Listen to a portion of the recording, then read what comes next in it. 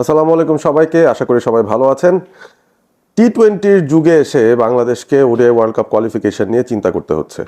2027 সালে ODI world cup আছে, তবে এখনই কিন্তু সময় আমাদের র্যাঙ্কিংয়ে উন্নতির দিকে যাওয়ার, কারণ এই মুহূর্তে বাংলাদেশ ওডিআই র্যাঙ্কিংয়ের 10 নম্বর অবস্থান করছে এবং অবস্থাটা এমন হঠাৎ হঠাৎ যখন ওডিআই সিরিজ চলে আসে তখন কিন্তু হঠাৎ করে টনক নড়ে যায়। তো হঠাৎ করে মনে হয় যে হ্যাঁ, এই সিরিজে তো আমাদের কিছু একটা করতে হবে, কারণ আমরা র্যাঙ্কিংয়ে 10-এ আছি।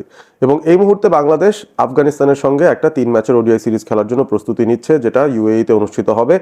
আবারও সেই পরিবর্তিত ক্যাপ্টেন, পরিবর্তিত আবহ এবং পরিবর্তিত একটা পরিস্থিতিতে বাংলাদেশকে নামতে হবে এই টুর্নামেন্টে বা এই সিরিজটায়। আফগানিস্তানের সঙ্গে টি-20 সিরিজটা জাকের আলী অনেক স্ট্যান্ড ইন ক্যাপ্টেন হিসেবে জিতিয়ে দিয়েছেন সিরিজটা, এবং সেখানে 3-0 ব্যবধানে আমরা আফগানিস্তানকে হারিয়ে দিতে পেরেছি। সেটা খুবই খুবই ভালো খবর। তবে ওয়ানডের পরিস্থিতি বাংলাদেশের ক্ষেত্রে কিন্তু খুবই ভিন্ন।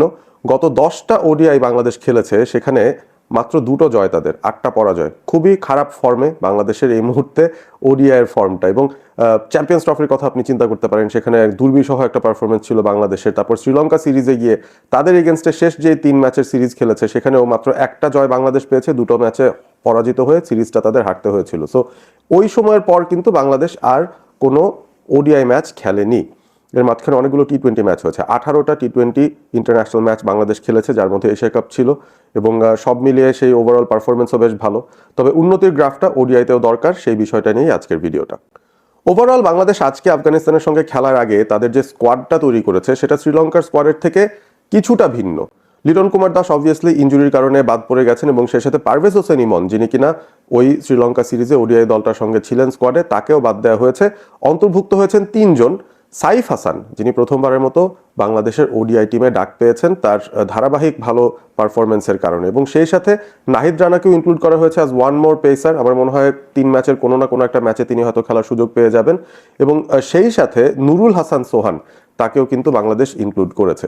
সো এই হচ্ছে বাংলাদেশের স্কোয়াড, যেখানে মেহেদী হাসান মিরাজ যথারীতি ক্যাপ্টেন হিসেবে রয়েছেন, নাজমুল শান্তরা কামব্যাক করছেন। তারা তো আর টি-20 স্কোয়াডের মধ্যে নেই, ওডিআই জন্যই তারা বিবেচিত হচ্ছেন এই মুহূর্তে। সো নাজমুল শান্ত ফিরেছেন, তাওহিদ হৃদয় আমি জানি না তিনি সুস্থ হয়ে ফিরতে পারছেন কিনা, স্কোয়াডের মধ্যে তিনি এখনো রয়েছেন। জাকের আলী অনেক, শামীম হোসেন পাটোয়ারি, যথারীতি বাকি সব খেলোয়াড়রা কিন্তু আছেন। স্পিনারদের যে জায়গাটা, সেখানে রিশাদ হোসেন এই স্কোয়াডে জায়গা পেয়েছেন। সেই সাথে তানভীর ইসলামকে ওডিআই স্পেশালিস্ট হিসেবে নিয়ে আসা হয়েছে, যিনি কিনা ওই যে শ্রীলঙ্কার এগেনস্টে আমরা একটা ওডিআই জিতেছিলাম, শেষ যে ওডিআইটা জিতেছি, সেখানে তিনি প্লেয়ার অফ দ্য ম্যাচও হয়েছিলেন। সো এই হচ্ছে বাংলাদেশের ওভারঅল স্কোয়াড। সো খুব বেশি কথা না বাড়িয়ে আমরা আসলে এই প্রথম ওডিআইটার জন্য বাংলাদেশের প্রবাবল স্টার্টিং 11 কেমন হতে পারে সেটা নিয়েই আলোচনা শুরু করে দিতে পারি। এখন ওপেনিং স্লটের দিকে যদি যাই, সেখানে কিন্তু বেশ কিছু অপশনস রয়েছেন। আমরা সেই অপশনগুলো নিয়ে আলোচনা করতে পারি। সেখানে তানজিদ তামিম আছেন স্কোয়াডে, নাইম শেখ আছেন, সাইফ হাসান আছেন, যাকে নিয়ে আসা হয়েছে ওডিআই স্কোয়াডের মধ্যে, এবং সেই সাথে নাজমুল শান্ত আরেকটা অপশন রয়েছেন, যিনি ওপেন করতে পারেন। এই 4জনের মধ্যে প্রবাবিলিটির দিক থেকে আমার কাছে মনে হচ্ছে তানজিদ তামিম তিনি ডেফিনেটলি ফার্স্ট চয়েস হিসেবে একটা জায়গায় দাঁড়িয়ে থাকবেন। যদিও তার ওডিআই ক্যারিয়ারটাও যে খুব প্রস্ফুটিত হয়েছে এমন কোনো বিষয় নয়, মাত্র 3টা 50 তার রয়েছে, স্ট্রাইক রেট বেশ ভালো, তবে অ্যাভারেজটা মাত্র 21। সো এই এতগুলো ম্যাচ খেলার পর মাত্র 21 অ্যাভারেজের একজন ব্যাটারকে আমরা ওডিআইতে একটা অটো চয়েস হিসেবে রেখে দিচ্ছি, সেটা কিন্তু একটু প্রশ্নবোধক চিহ্ন এঁকে দেওয়া যেতে পারে সেই জায়গায়। সুতরাং তিনি তার জায়গা নিয়ে খুব যে নিশ্চিন্তে থাকতে পারবেন, ব্যাপারটা কিন্তু এরকম নয়। ধারাবাহিক পারফর্ম করা তার শুরু করে দিতে হবে। তারপরেও ধরে নিচ্ছি Tanzid Tamim is an auto choice for Bangladesh এই মুহূর্তে, তাদের যদি ওডিআই সেট আপটার কথা চিন্তা করা হয় ওপেনিং স্লটের জন্য। এখন তানজিদ তামিমের সঙ্গে ওপেন করবেন কে? নাইম শেখ আমার কাছে মনে হয় শ্রীলঙ্কা সিরিজে যেই ধরনের পারফরমেন্স দিয়েছেন, বা তারপর যখন বাংলাদেশে পাকিস্তানের এগেনস্টে নাইম শেখকে সুযোগ দেওয়া হয়েছিল টি-20 ফর্মেটে, সেখানেও তার যে পারফরমেন্স, ওভারঅল আমার মনে হচ্ছে না যে তাকে ফার্স্ট চয়েস রাখা হবে, তিনি ব্যাকআপই থাকবেন। সাইফ হাসান তার এই দুর্দান্ত পারফরমেন্সের কারণে আমার মনে হয় জায়গা পেয়ে যেতে পারেন স্টার্টিং 11, এবং আজকেই হয়তো তার ওডিআই অভিষেকটা আমরা দেখে ফেলতে পারি আফগানিস্তানের এগেনস্টে। সো আমার ওপেনিং চয়েস হচ্ছে তানজিদ তামিম এবং সাইফ হাসান। 3 নম্বরে তাইলে নাজমুল শান্ত খেলছেন। লিটন কুমার দাস যেহেতু এই দলের সঙ্গে অন্তর্ভুক্ত নেই, সুতরাং তার জায়গাটা ডেফিনেটলি তানজিদ তামিম ধরে রাখছেন, কিংবা সাইফ হাসান ঢুকছেন সেই জায়গাটায়। লিটন দাস হয়তো ওপেন করতেন বাংলাদেশের ওডিআই সেট আপের মধ্যে, তার জায়গাটা সাইফ হাসান নিয়ে ফেলছেন। শান্ত at নাম্বার 3। এরপর তাওহিদ হৃদয় যদি সুস্থ থাকেন তাহলে তিনি 4 নম্বরেই খেলার কথা। তবে হৃদয় যদি না খেলেন, সেই ক্ষেত্রে হয়তো শামীম হোসেন পাটোয়ারি তিনি দলে ঢুকে যেতে পারেন। তবে সেই চয়েসটা আলাদা রাখছি, ধরে নিচ্ছি হৃদয় খেলছেন। সো 4 নম্বরে তাওহিদ হৃদয়, 5 নম্বরে জাকের আলী অনিক, 6 নম্বরে নুরুল হাসান সোহান কিংবা শামীম হোসেন পাটোয়ারির মধ্যে যে কোনো একজন হয়তো সুযোগ পেয়ে যেতে পারেন। মেহেদী হাসান মিরাজের কথা বলতে পারি। মেহেদী হাসান মিরাজ আসলে কোথায় খেলবেন, তাকে একটু উপরের দিকে হয়তো খেলানো যেতে পারে। সো তাওহিদ হৃদয়, মেহেদী হাসান মিরাজ 4-5। আবারও একটু শুরু থেকে আসি, আমার মনে হয় তাইলে বুঝতে সুবিধা হবে। তানজিদ হাসান তামিম, সাইফ হাসান 2 ওপেনার, 3 নম্বরে নাজমুল হোসেন শান্ত, 4 নম্বরে তাওহিদ হৃদয়, 5-এ মেহেদী হাসান মিরাজ, 6 নম্বরে জাকের আলী অনিক। এই 6জন আমার মনে হয় সুযোগ পেয়ে যাবেন প্রথম ওয়ানডেটায়। এবং তারপর 7 নম্বরের যে কেসটা রয়েছে সেখানে ডেফিনেটলি আমাদের একজন ব্যাটার প্রয়োজন। এখন শামীম পাটোয়ারি খেলবেন না নুরুল হাসান সোহান খেলবেন? গতকাল প্রি ম্যাচ প্রেস কনফারেন্সে মেহেদী হাসান মিরাজ একটা আমার মনে হয় হিন্ট দিয়েছেন যে এই প্রথম ম্যাচটায় নুরুল হাসান সোহানের খেলার সম্ভাবনা আছে এবং তাকে হয়তো কিপিং এর দায়িত্বও দেওয়া হতে পারে। সুতরাং সেই জায়গা থেকে আমার মনে হয় নুরুল হাসান সোহান এগিয়ে থাকতে পারেন, 7 নম্বরে হয়তো তাকে আমরা দেখতে পারি। এরপর 8-এ আমরা একজন বোলিং অলরাউন্ডার নিতে চাই, সেখানে একজন পেস বোলিং অপশন আমরা রাখতে পারি, যেখানে তানজিম সাকিব থাকছেন। তিনি বেশ ভালো করেছিলেন শ্রীলঙ্কা সফরে, ওডিআই তার ভালো পারফরমেন্স যাচ্ছে এবং তার ব্যাটিং এর উন্নতিটাও চোখে পড়ার মতো। সুতরাং সেই জায়গাটায় বা 8 নম্বরের স্পটটায় তানজিম সাকিব তার জায়গাটা ধরে রাখছেন। 9 নম্বরে বাংলাদেশের একমাত্র স্পেশালিস্ট স্পিনার যদি বলি সেই ক্যাটাগরিতে তানভীর ইসলাম আমার মনে হয় জায়গা পেয়ে যাবেন, কারণ শ্রীলঙ্কা সিরিজটা তার ভালো গিয়েছে। এরপরে হচ্ছে 10 এবং 11, যেখানে অনেকগুলো পেস বোলিং অপশনস আছে। আমরা যদি সেখানে তাকাই, তাসকিন আহমেদ আছেন, মুস্তাফিজুর আছেন, হাসান মাহমুদ আছেন, নাহিদ রানা আছেন।